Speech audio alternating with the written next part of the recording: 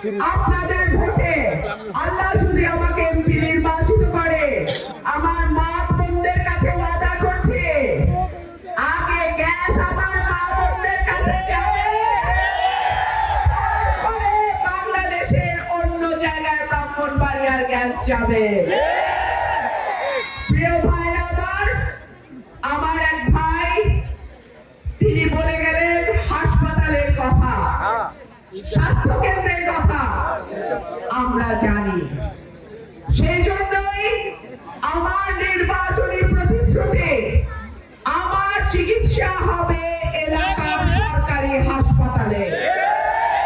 আমি যদি আমার চিকিৎসা এলাকার সরকারি হাসপাতালে করি, আপনারা দেখবেন ডাক্তারও থাকবে, ওষুধও খাওয়া যাবে, আবার যন্ত্রপাতিও কাজ করবে।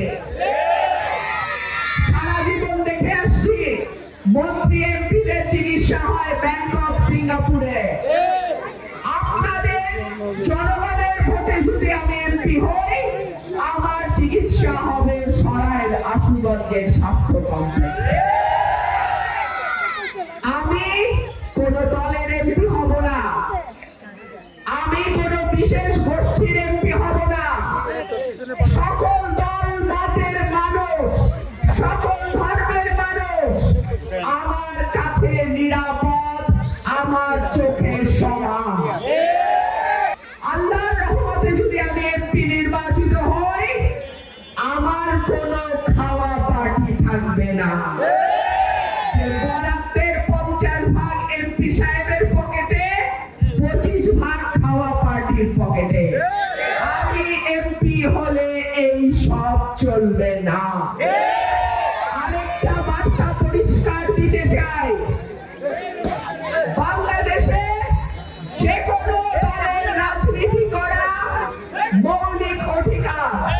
সুতরাং কোন বিশেষ রাজনৈতিক দল কর্তার অপরাধে তার উপরে কোন রকম জুলুম হইতে দেব না।